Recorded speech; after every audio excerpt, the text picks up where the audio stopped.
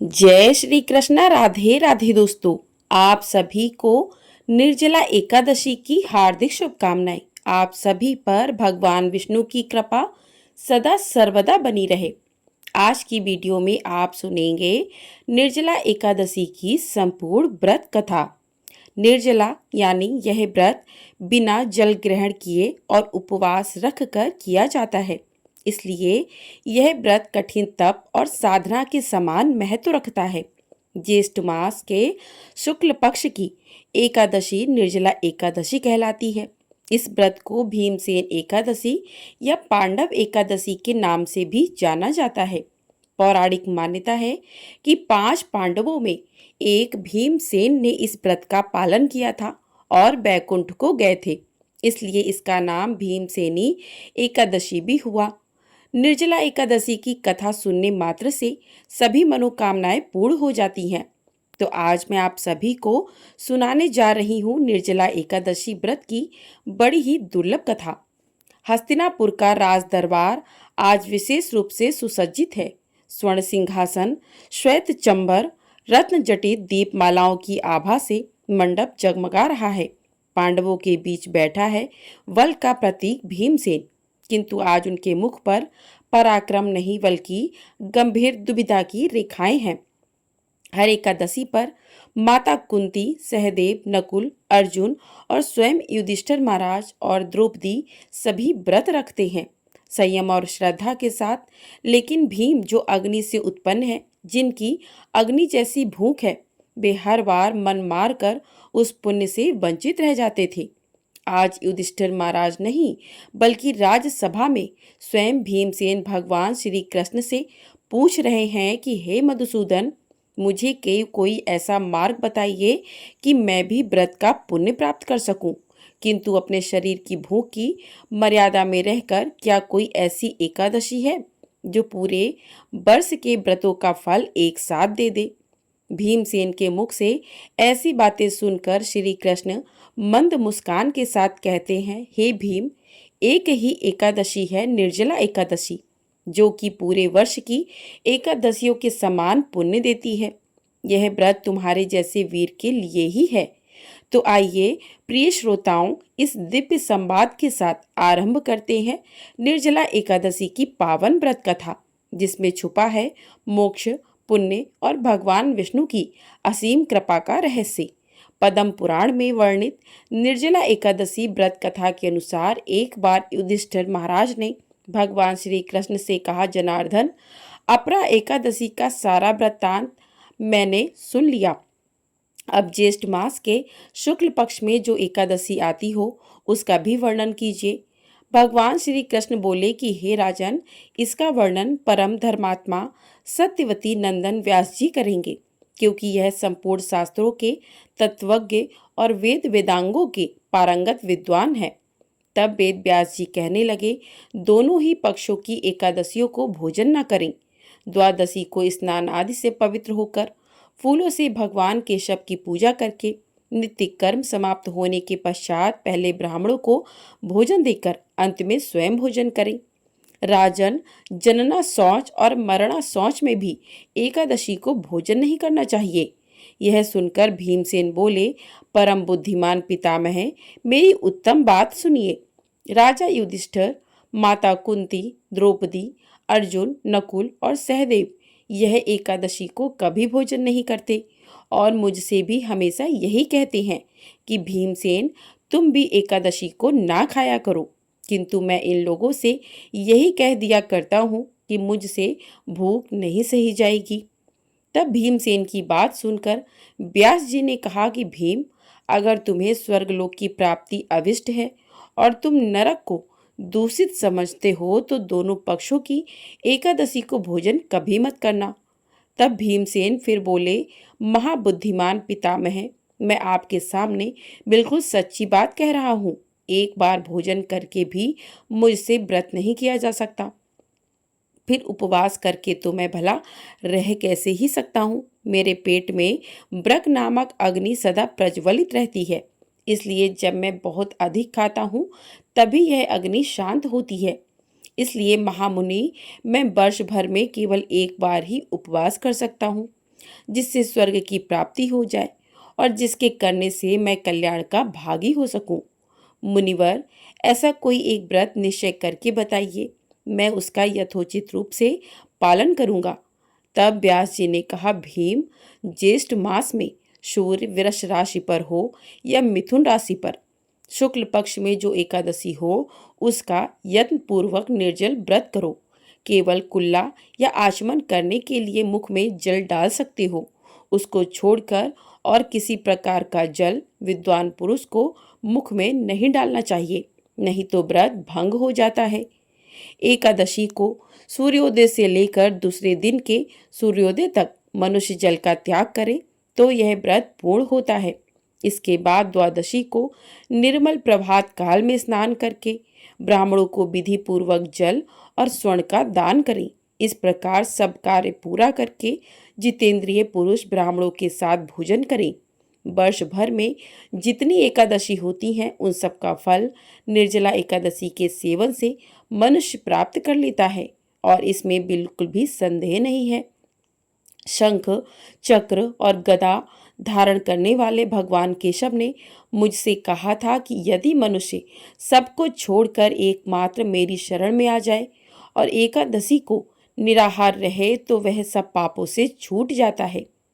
एकादशी व्रत करने वाले पुरुष के पास विशालकाय, विकराल आकृति और काले रंग वाले दंडपासधारी भयंकर यमदूत नहीं जाते।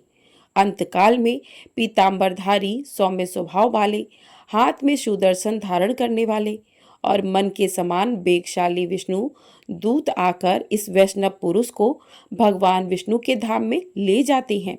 हे भीम, अथा निर्जला एकादशी को पूर्ण यत्न करके उपवास करना चाहिए। तुम भी सब पापों की शांति के लिए यत्न पूर्वक उपवास और श्री हरि का पूजन करो। स्त्री हो या पुरुष, यदि उसने मेरु पर्वत के बराबर भी महान पाप किए हो तो वह सब एकादशी के प्रभाव से भस्म हो जाते हैं। जो मनुष्य उस दिन जल के नियम का पालन करता है वह पुण्य का भागी होता है। उसे एक एक पहर में कोटि कोटि स्वर्ण मुद्रा दान करने का फल होता सुना गया है। मनुष्य निर्जला एकादशी के दिन स्नान, दान, जप, होम आदि जो कुछ भी करता है वह सब अक्षय होता है। यह भगवान श्री कृष्ण का कथन है। निर्जला एकादशी को विधि पूर्वक उत्तम रीति से उपवास करके मनुष्य वैष्णव पद को प्राप्त कर लेता है। जो मनुष्य एकादशी के दिन अन्न खाता है वह पाप भोजन करता है। इस श्लोक में वह चांडाल के समान है और मरने पर दुर्गति को प्राप्त होता है। जो ज्येष्ठ के शुक्ल पक्ष में एकादशी को उपवास करके दान देंगे वे परम पद को प्राप्त होंगे। जिन्होंने एकादशी को उपवास किया है वे ब्रह्म हत्यारे, शराबी, चोर या फिर गुरु द्रोही होने पर भी सभी पापों से मुक्त हो जाते हैं। कुंती नंदन, निर्जला एकादशी के दिन श्रद्धालु स्त्री पुरुषों के लिए जो विशेष दान और कर्तव्य बताए गए हैं उन्हें भी सुनो। उस दिन जल में शयन करने वाले भगवान विष्णु का पूजन और जल में धेनु का दान करना चाहिए अथवा प्रत्यक्ष धेनु या घृत में धेनु का दान उचित है। पर्याप्त दक्षिणा और भांति भांति के मिष्ठानों द्वारा यत्न पूर्वक ब्राह्मणों को संतुष्ट करना चाहिए। ऐसा करने से ब्राह्मण अवश्य संतुष्ट होते हैं और उनके संतुष्ट होने पर श्री हरि मोक्ष प्रदान करते हैं। जिन्होंने शम, दम और दान में प्रवृत्त हों, श्री हरि की पूजा और रात्रि में जागरण करते हुए इस निर्जला एकादशी का व्रत किया है, उन्होंने अपने साथ ही अपनी बीती हुई 100 पीढ़ियों को और आने वाली 100 पीढ़ियों को भगवान वासुदेव के परम धाम में पहुंचा दिया है। निर्जला एकादशी के दिन अन्न, वस्त्र, गौ, जल, शैया, सुंदर आसन, कमंडल और छाता दान करने चाहिए। जो ज्येष्ठ और सुपात्र ब्राह्मण को जूता दान करता है वह सोने के विमान पर बैठकर स्वर्गलोक में प्रतिष्ठित होता है। जो इस एकादशी की महिमा को भक्ति पूर्वक सुनता है तथा जो भक्ति पूर्वक उसका वर्णन करता है वे दोनों स्वर्गलोक में जाते हैं। चतुर्दशी युक्त अमावस्या को सूर्य ग्रहण के समय श्राद्ध करके मनुष्य जिस फल को प्राप्त करता है वही इसके श्रवण से भी प्राप्त होता है। पहले दंत धावन करके यह नियम लेना चाहिए कि मैं भगवान के सबकी प्रसन्नता के लिए एकादशी को निराहार रहकर आचमन के सिवा दूसरे जल का भी त्याग करूंगा। द्वादशी को देव देवेश्वर भगवान विष्णु की पूजा करनी चाहिए। गंध धूप पुष्प और सुंदर वस्त्र से विधि पूर्वक पूजन करके जल का घड़ा संकल्प करते हुए कुछ मंत्र का उच्चारण करें।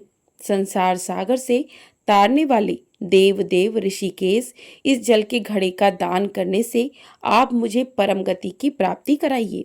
व्यास जी कहते हैं, भीमसेन, ज्येष्ठ मास में शुक्ल पक्ष की जो शुभ एकादशी होती है उसका निर्जल व्रत करना चाहिए तथा उस दिन श्रेष्ठ ब्राह्मणों को शक्कर के साथ जल के घड़े का दान करना चाहिए।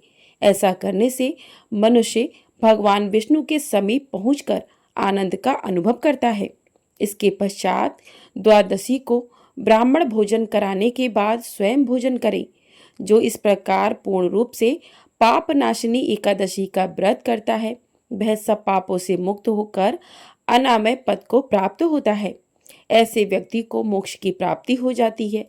जैसे ही श्री कृष्ण ने कथा समाप्त की, हस्तिनापुर का राज दरबार एक बार फिर दिव्य ऊर्जा से भर गया। श्री कृष्ण से मुख से निकली हर बात जैसे भीमसेन के मन का भार हर लेती है। वे हाथ जोड़कर श्री कृष्ण को प्रणाम करते हैं।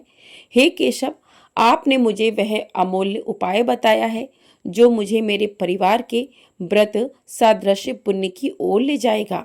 आज मैं भी व्रत के पवित्र पथ पर अग्रसर हो पाया हूँ। श्री कृष्ण ने भीम के कंधे पर हाथ रखकर कहा, हे भीम, यह व्रत केवल तप नहीं श्रद्धा है और तुम्हारे जैसे भक्तों के लिए ही है जो भीतर से सच्चे हैं। इस प्रकार इस कथा से हमें न केवल व्रत का महत्व ज्ञात होता है बल्कि यह भी समझ में आता है कि श्रद्धा से किया गया एक व्रत भी वर्ष भर की तपस्या का फल दे सकता है अगर वह पूर्ण निष्ठा, संयम और भक्ति के साथ किया गया हो। आइए हम सब भी इस निर्जला एकादशी पर केवल जल त्याग ही नहीं, इंद्रिय संयम, सेवा और भगवत स्मरण का व्रत लेकर भगवान विष्णु की कृपा पाने के अधिकारी बने। भगवान विष्णु आप सभी को व्रत का पुण्य, संयम की शक्ति और भक्ति की स्थिरता प्रदान करें। हमारे सनातन धर्म में प्रत्येक व्रत की सफलता और सिद्धि के पीछे देवी देवताओं की आदर्श कृपा होती है। एकादशी व्रत जितना महान है उतना ही महत्वपूर्ण है इस व्रत की द्वारपाल देवी ग्यारस माता की कृपा प्राप्त करना। कहा गया है कि जब तक ग्यारस माता प्रसन्न ना हो तब तक एकादशी का फल पूर्ण रूप से नहीं मिलता। इसलिए हर एकादशी व्रत कथा के साथ ग्यारस माता की कथा का श्रवण करना भी अनिवार्य है। तो प्रेम से बोलिए भगवान विष्णु की जय। तो इस प्रकार से निर्जला एकादशी की कथा पूर्ण हुई। अब हम सब भक्ति भाव से पहले ग्यारस माता का स्मरण करेंगे, उनकी कथा सुनेंगे और ग्यारस माता से प्रार्थना करें कि वे हमारे द्वारा रखे गए व्रत को स्वीकार कर भगवान विष्णु के चरणों तक पहुँचाएं। तो आइए इसी मंगल कामना के साथ ग्यारस माता की पुण्य कथा का आरंभ करें। तो प्रिय श्रोताओं, एक बार की बात है, एक राज्य में एक राजा रहा करता था। राजा बहुत ही बुद्धिमान और बलशाली था। वह सदैव अपनी प्रजा का बहुत ही अच्छे से ध्यान रखता था। प्रजा भी अपने राजा को बहुत पसंद करती थी। राजा के दो बेटियां थीं। राजा अपनी दोनों बेटियों से बहुत ही प्रेम किया करता था। राजा की दोनों बेटियां बहुत ही सुंदर थीं, लेकिन राजा की छोटी बेटी देखने में बहुत ही सुंदर और धार्मिक प्रवृत्ति की थी। वह 12 मास ग्यारस माता की पूजा और व्रत किया करती थी। सभी लोग राजा की छोटी बेटी से बहुत ही प्रेम करते थे और खूब प्रशंसा किया करते थे। वह बोलने में बहुत ही अच्छी थी। राजा भी अपनी छोटी बेटी को बड़ी बेटी से कुछ ज्यादा ही प्रेम करता था, जिस कारण राजा की बड़ी बेटी को अपनी छोटी बहन से नफरत होने लगी। समय के साथ राजा की दोनों बेटियां बड़ी हो गईं। तब एक पड़ोस के राज्य में रहने वाला राजकुमार राजा की बड़ी बेटी के लिए रिश्ता लेकर आया। जैसे ही उस राजकुमार की नजर राजा की छोटी बेटी पर पड़ी तो वह राजकुमार छोटी बेटी पर मोहित हो गया और उसी से विवाह करने की सोचने लगा। उस राजकुमार ने राजा की बड़ी बेटी के साथ विवाह करने से मना कर दिया और राजा से कहा कि आप बुरा न मानो तो मैं आपकी छोटी बेटी से विवाह करना चाहता हूँ। जब यह बात राजा की बड़ी बेटी को पता चली तो वह अपनी छोटी बहन से और भी ज्यादा नफरत करने लगी। राजा की बड़ी बेटी ने अपनी छोटी बहन को अपना सबसे बड़ा दुश्मन मान लिया और अपनी छोटी बहन से बदला लेने का निर्णय लेती है, जिसके चलते उसने सोचा कि छोटी बहन को जान से मार देती हूँ। एक दिन राजा की बड़ी बेटी ने लड्डू में जहर मिलाकर अपनी छोटी बहन को दे दिया। छोटी बहन ने वो लड्डू खा लिया, लेकिन लड्डू खाने के बाद भी छोटी बहन को कुछ भी नहीं हुआ। बड़ी बहन यह देखकर बहुत ही आश्चर्यचकित हुई, लेकिन बड़ी बहन ने हार नहीं मानी। एक दिन जब छोटी बहन अपने कमरे में सो रही थी, तब उसने मटके में सांप रखकर उसके कमरे में छोड़ दिया, लेकिन सांप भी छोटी बहन का कुछ नहीं कर पाया। जिसके बाद बड़ी बहन ने अपनी छोटी बहन से कहा कि चलो बहन, आज हम कुएं से पानी भरकर लाते हैं। तो छोटी बहन अपनी बड़ी बहन के कहे अनुसार उसके साथ पानी लेने के लिए चली गई। जैसे ही वह पानी कुएं से निकालने लगी तो बड़ी बहन ने उसे कुएं में धक्का दे दिया, लेकिन ग्यारस माता के आशीर्वाद से वह सकुशल बाहर निकल आई। यह देखकर उसे बहुत ही आश्चर्य हुआ कि ना जाने मैंने कौन कौन से प्रयास किए हैं, फिर भी इसका कुछ भी नहीं बिगड़ा। उसने एक दिन सोचते सोचते छोटी बहन के पास जाकर कहा कि बहन, तुमको पता है, भगवान सबकी मृत्यु एक निश्चित समय पर लिखते हैं। तुम्हारी और मेरी मृत्यु कैसे होगी, क्या तुम जानती हो? तब छोटी बहन ने कहा, हाँ बहन, मेरी मृत्यु कैसे होगी यह तो मैं जानती हूँ। छोटी बहन से यह सुनकर बड़ी बहन को बहुत ही संतुष्टि हुई और सोचने लगी, इस बार मैं इसे जरूर मार दूंगी। उसने अपनी छोटी बहन से कहा, अपनी मृत्यु का राज मुझे तो बताओ, मैं तुम्हारी बड़ी बहन हूँ। छोटी बहन ने अपनी बड़ी बहन से कहा कि मेरी मृत्यु एक तोते में है। जो तोते के गले में एक हार है, उसी से मेरी मृत्यु होगी। जब कोई व्यक्ति उस तोते को मारकर वह हार अपने गले में पहन लेगा तो मैं मूर्छित हो जाऊंगी, और जैसे ही उस हार को अपने गले से उतार देगा तो मैं वापस जीवित हो जाऊंगी। अपनी छोटी बहन की मृत्यु का राज जानकर बड़ी बहन बहुत ही खुश हुई और उसने अपनी छोटी बहन को मारने के लिए उस पालतू तोते को ढूंढना शुरू कर दिया। लेकिन छोटी बहन को इस बात का पता था कि वह मेरी जान लेना चाहती है।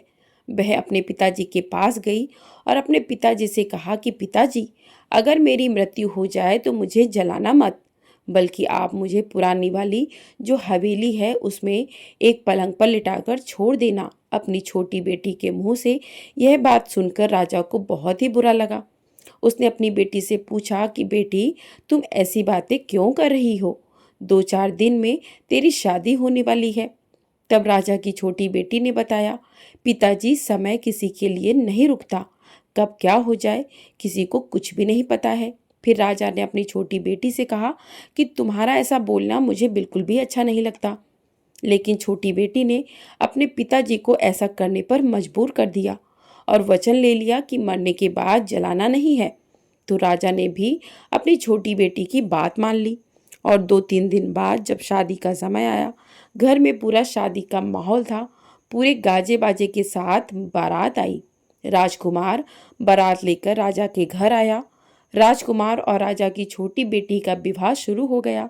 जैसे ही राजा की छोटी बेटी राजकुमार के साथ अपने फेरे लेना शुरू करती है तो उसी समय उसकी बड़ी बहन अपनी छोटी बहन के कमरे में जाकर उसके तोते को पकड़ लेती है और उसे जान से मार देती है। तोते के गले में जो हार था उसे अपने गले में धारण कर लेती है। जैसे ही बड़ी बहन ने हार को अपने गले में डाला तो उधर छोटी बहन के 3.5 फेरे ही पूरे हुए थे और वह बेहोश होकर गिर गई। इसके बाद राजा ने बड़े बड़े हकीम को बुलाया, अपनी छोटी बेटी का इलाज कराने को कहा। राजा ने कहा, कोई मेरी बेटी का इलाज कर दो, मुंह मांगा इनाम दिया जाएगा। राजा की बात सुनकर वैद्य ने जब छोटी बेटी को चेक किया तो राजा को बताया कि आपकी छोटी बेटी ना तो जीवित है और ना ही मरी हुई है। मैं तो मेरे जीवन में ऐसा पहली बार देख रहा हूँ। तो राजा ने वैद्य और हकीम को कह दिया कि यह बात बाहर किसी को मत बताना। अगर तुमने यह बात किसी और को बताई तो हम तुम्हें फांसी की सजा देंगे। राजा ने अपनी छोटी बेटी को पुराने महल में ले जाकर एक पलंग पर लिटा दिया। वहां पर कुछ सैनिकों को तैनात कर दिया और स्वयं महल पर आ गए। राजा की बड़ी बेटी अपने पिताजी के पास गई और कहने लगी, पिताजी, अगर यह शादी संपन्न नहीं हुई तो आपकी इज्जत का क्या होगा? अगर आप कहो तो मैं आपकी इज्जत बचाने के लिए राजकुमार से शादी करने के लिए तैयार हूँ। राजा ने अपनी बड़ी बेटी की बात मानकर छोटी बेटी के कपड़े बड़ी बेटी को पहना दिए और मंडप पर भेज दिया। लेकिन राजकुमार यह जान गया था कि यह राजा की छोटी बेटी नहीं है, तो उसने शादी करने से मना कर दिया। लेकिन वहां पर आए सारे लोगों ने राजकुमार को शादी करने के लिए विवश कर दिया और राजा की बड़ी बेटी से शादी उस राजकुमार की करवा दी। बचे हुए 3.5 फेरे बड़ी बेटी के साथ दिलवा दिए गए। उसके बाद राजकुमार राजा की बड़ी बेटी को अपने महल ले गया। राजकुमार राजा की बड़ी बेटी से ना तो बात करता था और ना ही उसे पसंद करता था और ना ही उसके कमरे में जाता। राजकुमार ने यह फैसला ले लिया कि मैं राजा की छोटी बेटी को ढूंढ कर ही रहूंगा। वह रात दिन उसे ढूंढता हुआ इधर उधर घूमने लगा। एक दिन राजकुमार अपने घोड़े पर सवार होकर राजा के पुराने महल के पास पहुंच गया, जहां पर उसने कुछ सैनिकों को देखा। महल के पास पहुंचकर राजकुमार ने जब महल को ध्यान से देखा तो वह समझ गया कि यह मेरे ससुर का पुराना महल है। तब राजकुमार ने सैनिकों से पूछा कि तुम लोग यहाँ पर क्या कर रहे हो और इस महल के अंदर उस पलंग पर कौन लेटा है? तो सैनिकों ने बताया कि यहाँ पर राजा की छोटी बेटी लेटी है। यह सुनकर राजकुमार बहुत ही खुश हुआ और तुरंत उससे मिलने के लिए अंदर चला गया। लेकिन अंदर जाकर देखा तो वो तो बिल्कुल बेहोश थी। राजकुमार उसकी सेवा करने लगा। जैसे ही रात हुई राजा की छोटी बेटी उठकर बैठ गई। राजकुमार यह देखकर बहुत ही खुश हुआ और उससे पूछने लगा कि तुम यहाँ पर क्या कर रही हो? ऐसे बीच फेरों से गायब होकर यहाँ पर क्यों चली आई? तुम मेरे साथ चलो। राजा की छोटी बेटी ने राजकुमार को सारी बात बता दी। बताया कि मेरी जान एक तोते में बसी थी और यह बात मैंने अपनी बड़ी बहन को बता दी थी। मुझे पता है कि उसी ने मुझे मारने का प्रयास किया है। उसके पास एक हार है जिसको वह सुबह पहन लेती है और रात को उतार कर रख देती है। जब तक वह हार को पहने रखती है तब तक मैं मूर्छित रहती हूँ और जैसे ही वह हार को उतार देती है तो मैं जीवित हो जाती हूँ। और जब तक मेरी बड़ी बहन के पास वह हार है तब तक मैं ऐसे ही जीवित और मूर्छित होती रहूंगी। अगर मेरी बड़ी बहन के पास जो हार है वह मेरे हाथ आ जाए तो मैं हमेशा के लिए जीवित हो जाऊंगी। राजकुमार यह बात सुनकर राजा की छोटी बेटी के पास रहने का निर्णय ले लिया और बचे हुए फेरे लेकर अपने विवाह को भी पूरा कर लिया और वहीं पर रहने लगा। ऐसा करते करते काफी समय बीत गया। राजा की छोटी बेटी गर्भवती हो गई। एक दिन राजकुमार को किसी काम से बाहर जाना पड़ा तो पीछे से राजा की छोटी बेटी के पेट में बहुत जोर से दर्द होने लगा। उसने उस समय ग्यारस माता का आह्वान किया, जिसके बाद ग्यारस माता वहां पर प्रकट हुई और उन्होंने उसके दर्द को दूर किया। एक सुंदर पुत्र को उसने जन्म दिया।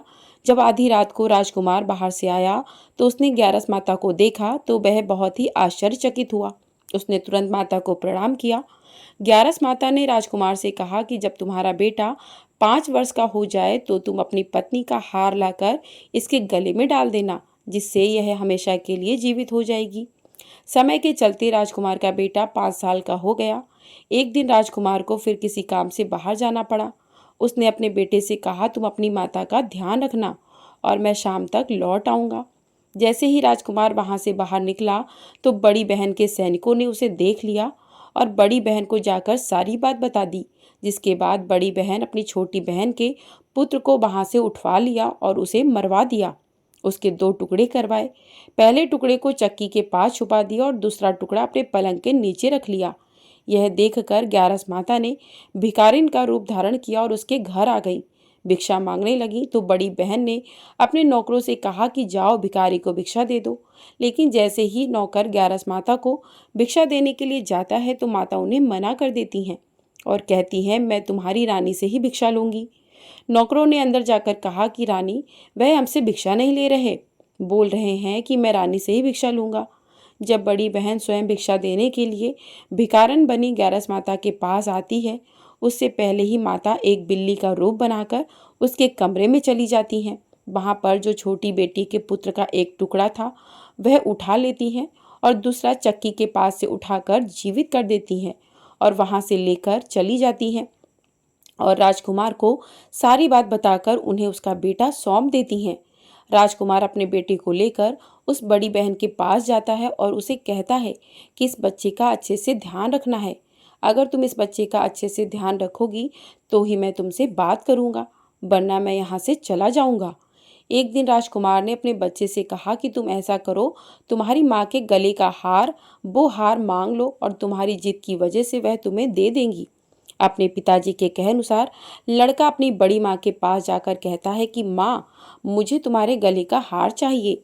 यह सुनकर उसकी माँ को पहले तो बहुत गुस्सा आता है, पर उसको याद आता है कि राजकुमार ने कहा है कि अगर मैं इस बच्चे का अच्छे से ध्यान रखूंगी तो ही वह मुझसे बात करेंगे।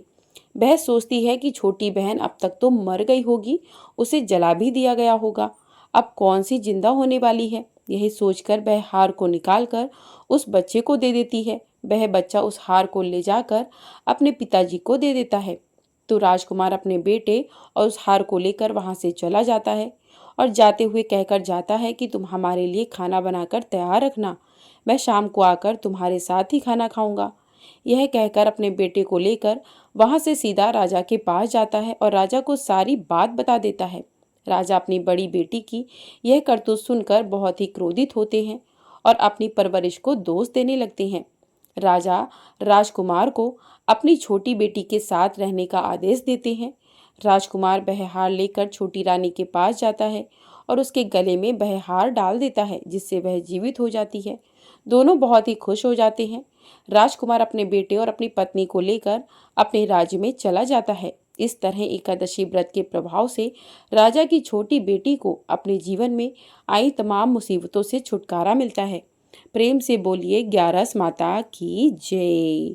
प्रेम से बोलिए भगवान विष्णु की जय। तो इस प्रकार से निर्जला एकादशी की कथाएं पूर्ण हो गई हैं। आप लोगों को ये वीडियो पसंद आई है तो वीडियो को लाइक अवश्य कर दीजिएगा। चैनल पर नए हैं तो चैनल को सब्सक्राइब भी कर लीजिएगा। आपको हमारे चैनल पर इसी प्रकार से ज्येष्ठ पूर्णिमा कब की है और ज्येष्ठ पूर्णिमा की कथा भी सुनाई जाएगी, तो चैनल को सब्सक्राइब करके ढेर सारा प्यार दीजिएगा और कमेंट बॉक्स में ग्यारस माता की और भगवान विष्णु की जय भी अवश्य लिखिएगा। प्रेम से बोलिए भगवान विष्णु की जय।